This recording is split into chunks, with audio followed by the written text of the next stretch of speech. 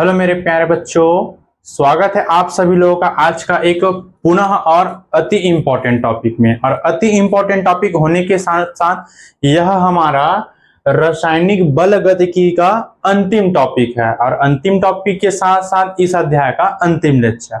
इसके बाद जो भी हम लोग पढ़ेंगे इस अध्याय का न्यूमेरिकल अर्थात आंकिक प्रश्न पढ़ेंगे। तो ये सब पढ़ने से पहले अगर आप लोग पिछला वीडियो अगर नहीं देखे हो तो प्लेलिस्ट में जाइए, आप लोगों को A to Z क्रमबद्ध हर एक वीडियो मिल जाएगा। भाई पहले से वीडियो अपलोड हो चुका है। तो देर नहीं करते हैं, प्रारंभ करते हैं। और प्रारंभ करने से पहले मैं तो यही आशा करूंगा कि आप लोग एकदम खूब मन लगा के तैयारी कर रहे होंगे और एकदम स्वस्थ होंगे। भाई स्वस्थ होने के साथ साथ आज पुनः इसी टॉपिक को निरंतर बनाए रखते हैं। निरंतर बनाए रखने के लिए आप लोगों को करना पड़ेगा चैनल को सब्सक्राइब, वीडियो को प्यारा सा लाइक और एक प्यारा सा थंबनेल वाला कमेंट जो कि रहेगा कमेंट बॉक्स पर। ये थर्ड एम्पायर ऐसे बोलते हैं ना, है कि नहीं। देर नहीं करते हैं, प्रारंभ करते हैं। आज का हमारा मुख्य और अति इंपॉर्टेंट टॉपिक है वह है आर्हीनियस समीकरण। क्या है भाई? तो आर्हीनियस समीकरण। देखो इसमें दो क्वेश्चन बनता है भाई। एक नॉर्मल तरीके से बोल देता है कि आर्हीनियस समीकरण को उसके संकेत के द्वारा समझाइए, एक छोटा सा क्वेश्चन। तथा सेकंड बनता है कि आर्हीनियस समीकरण को सरल रेखा या सरल गति रेखा के समान व्यंजक उत्पन्न कीजिए।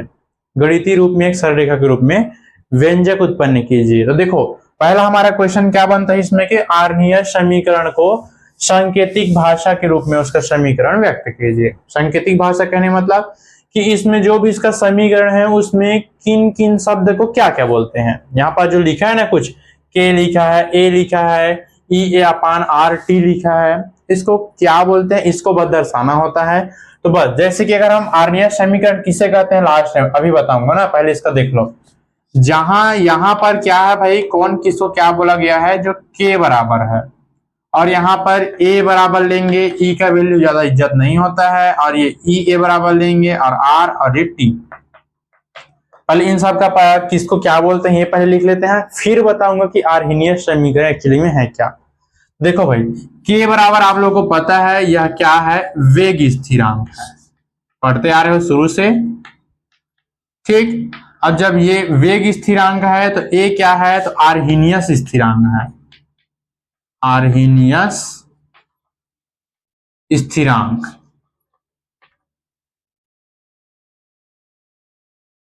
ठीक, अब क्या बच गया, ई ए बच गया।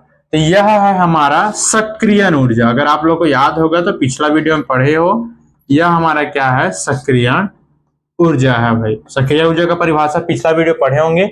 आर क्या है, तो आर सबको पता है, गैस नियतांक होता है, यह तो होता है कि नहीं। और साथ ही साथ टी क्या है, देखो परम ताप भी बोल देते हैं या फिर शॉर्टकट में इसको ताप भी बोल देते हैं भाई। ठीक, तो केवल शुरू वाले जैसे मैंने प्रश्न बोला था इसमें केवल यही बोल देते हैं कि वे आर्हीनियस समीकरण को उसके सांकेतिक शब्दों के अनुसार व्यक्त कीजिए या फिर सिद्ध कीजिए या फिर परिभाषित कीजिए। देखो आर्हीनियस समीकरण किसे कहते हैं, ऐसे समीकरण लिख सकते हैं आप लोग, मैं भी उसका परिभाषा नहीं लिखूंगा ना।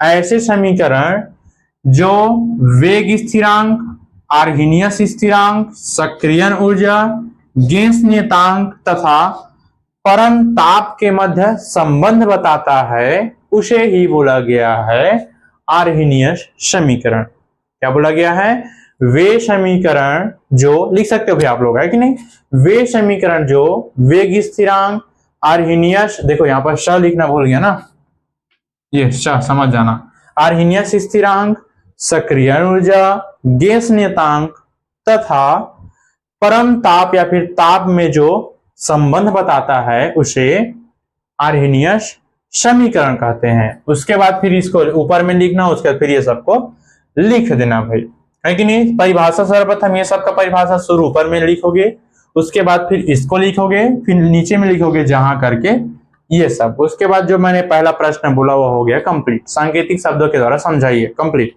अब उसके बाद बोला जाएगा क्या के लिए, कि इसको सरल रेखा के समीकरण के मतलब सरल रेखा समीकरण के रूप में व्युत्पन्न कीजिए, है कि नहीं, या फिर बोल देगा गैस समीकरण के रूप में व्युत्पन्न कीजिए। ठीक, तब जैसे कि मैं देखो यहां से लिख रहे हैं आप सेकंड क्वेश्चन के लिए किस रूप में, गैस समीकरण के रूप में।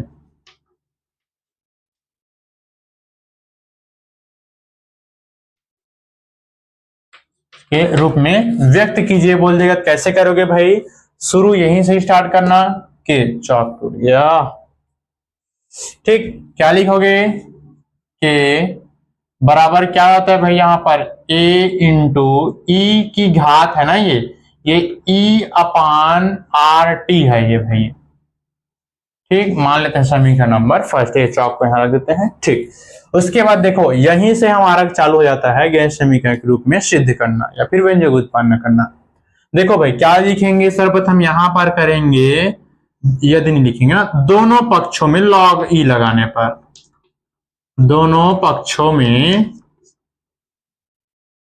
log लेने पर ये, तब नीचे यहां पर क्या हो जाएगा भाई, log बेस e और ये k बराबर log base e a into e की पावर या फिर ई की घात e a by r t. ठीक, अब देखो यहीं से एक इंपॉर्टेंट चालू हो जाता है। मान लेते हैं ए हमारा क्या है, एम है, और ई से लेकर के कहने मतलब ई क्या है हमारा, एन है कि नहीं। जैसे हमने बोला मान लेते हैं एम, ए हमारा एम है और ई क्या है, एन है। तो यहां से एक सूत्र होता है भाई, देखो लॉग ई, ये हो गया हमारा log e m गुणा n बराबर, देखो ये दोनों इनटू में है कि नहीं, क्या हो जाता है log e m plus log e base e n। कहने मतलब जो गुणा के रूप में है वो किस में आ जाता है भाई, तो धन के रूप में अर्थात योग के रूप में आ जाता है। तब जैसे हम लोग लिखेंगे क्या हो जाएगा, यह हमारा log e के बराबर क्या हो जाएगा भाई, देखो हमने बोला m हमारा क्या है, a है, तो log बेस e a हो जाएगा और ये प्लस का प्लस हो जाएगा, और n किसको माने हैं, a को माने हैं, सॉरी e को माने हैं, तो log e बेस e के घात क्या हो जाएगा, e a by r T हो जाएगा भाई। आया समझ में, इस फॉर्मूले के रूप में हम लोगों ने इसको रखा है बस। ठीक, ध्यान से पढ़ना है, इसको ध्यान से समझना तब समझ में आएगा। देखो ये x नहीं है ना, ये फिर कई बच्चे x लिखे हैं, ये इनटू है, मतलब आपस में क्या हो रहे हैं, गुणा हो रहे हैं, जैसे कि यहाँ पर है। ठीक, अब यहां से एक और आप लोगों को सूत्र याद रखना पड़ेगा भाई। अब वो सूत्र क्या है, देखो मान लो जो ये e हमारा क्या है, m है, और जो इसके घात में है वो क्या है, n है।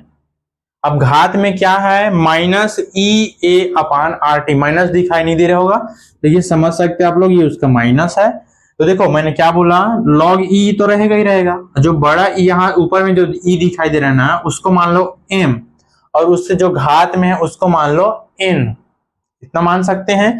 तो उसके लिए एक और सूत्र होता है भाई, देखो log ई है कि नहीं। उसके बाद क्या होता है भाई, अगर वहां पर कोई दिया गया है तो log e या फिर x बराबर लिख सकते हैं, m लिख लेते हैं, m की घात n बराबर क्या होता है, तो इसके बराबर होता है भाई n गुणा log e m होता है भाई। क्या होता है भाई, अगर log m, देखो ये e को हम लोग m माने हैं, n को हम लोग क्या माने, उसका घात माने हैं, यही बोला कि नहीं। तो जो इसके बराबर क्या होता है, n सामने में आ जाएगा और m पीछे में चला जाएगा। तो अगर हम लोग इसको लिखेंगे तो क्या हो जाएगा, यहाँ पर यह log e, और यहाँ पर ये k बराबर क्या हो जाएगा भाई, यहाँ पर log बेस e, a का a ही रहेगा। अब ध्यान देना, देखो भाई हमने n, तो n क्या है, इसका घात है, तो यहाँ पर प्लस का चिन्ह ये तो है, अब घात वाला माइनस में है, तो ये क्या हो जाएगा भाई, ई ए अपान ये आर टी हो जाएगा। आया समझ में, कहने मतलब ये इसके ऐसे बराबर में लग जाएगा।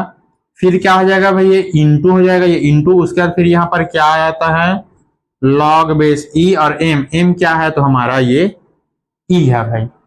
आया थोड़ा बहुत समझ कि नहीं आया भाई, कमेंट करके जरूर बताना, समझ में आना चाहिए भाई सब मेरे प्यारे बच्चों को, है कि नहीं। अब देखो उसके बाद मैं पुनः ऊपर में लिख रहा हूँ, ज्यादा नीचे नहीं करूंगा, है कि नहीं, क्योंकि यहीं तक ही दिखाई दे रहा होगा या फिर यहाँ तक के, तो छोड़ देता हूँ भाई। ठीक, अब जैसे कि आगे हो जाएगा इसके लिए, अब देखो यहाँ पर log e बेस e है, तो आप लोग को याद रखना पड़ेगा कि log e बेस e बराबर हो जाता है 1, क्या हो जाता है उसके बराबर 1 हो जाता है भाई। तब की कंडीशन पर हम लोग इनके स्थान पर 1 रख देंगे, तो क्या बच जाएगा हमारा, इतना ही बच जाएगा। क्या बच जाएगा बोलो, log e के बराबर क्या बच गया, log e a, log base e a। अब देखो जब ये ब्रैकेट खुलेगा तो प्लस और माइनस आपस में क्या हो जाएंगे भाई, गुणा हो जाएंगे, और जब ये गुणा होगा तो प्लस और माइनस अर्थात क्या हो जाएगा, वह माइनस हो जाएगा, होगा कि नहीं। और क्या बच गया, ई ए बटे आर टी, ई ए बटे आर टी हो गया, हुआ कि नहीं। अब log e log base e का वैल्यू तो 1 है, तो 1 लिखें या ना लिखें एक ही मतलब है कि नहीं। यहां तक हो गया कंप्लीट भी। उसके बाद इधर क्या करेंगे भाई, जो दोनों पक्ष है वहां पर हम लोग log 10 लेंगे, है कि नहीं। जो log e है उसके स्थान पर log 10 लेंगे, तो यहां पर लिख देते हैं दोनों पक्षों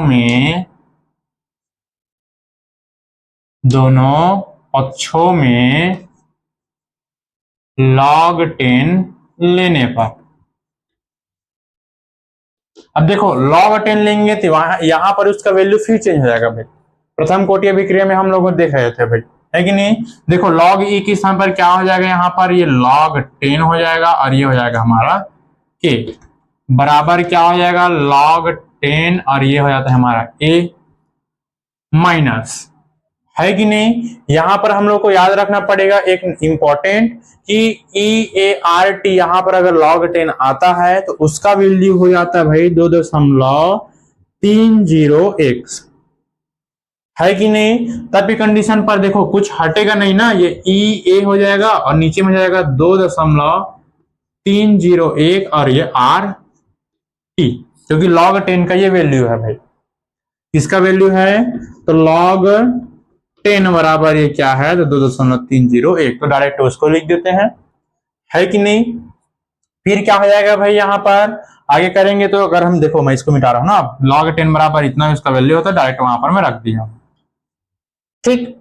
तो क्या हो जाएगा यहाँ पर, अगर हम इसको जमा करके लिखेंगे तो ई ए वाला इधर आ जाएगा और log 10 का उधर चला जाएगा, तब क्या हो जाएगा भाई, ये log 10 के व्यवस्थित करके लिखेंगे तो माइनस ई ए अपान 2.301, देखो अब r को मैं यहां लिख देता हूं, इंटू 1/t को मैं यहां लिख देता हूं, कोई दिक्कत नहीं होना चाहिए भाई। अब जब इसको उधर ले जाएंगे तो ये प्लस, है कि नहीं, फिर क्या हो जाता है यहाँ log 10a, और यही हमारा क्या है भाई, तो मेन आर्हीनियस समीकरण है, क्या है, तो मेन आर्हीनियस समीकरण है। अब देखो हमारा गैस समीकरण क्या बोलता है, y बराबर mx प्लस c, अगर y बराबर हमारा क्या हो रहा है, log 10k हो रहा है, m बराबर क्या हो जाएगा हमारा माइनस ई ए बाई 2.301, ये r हो जाएगा, और साथ ही साथ x बराबर क्या हो जाएगा हमारा 1/t हो जाएगा, है कि नहीं। देखो तब की कंडीशन पर इसका ग्राफ कैसे बनेगा भाई,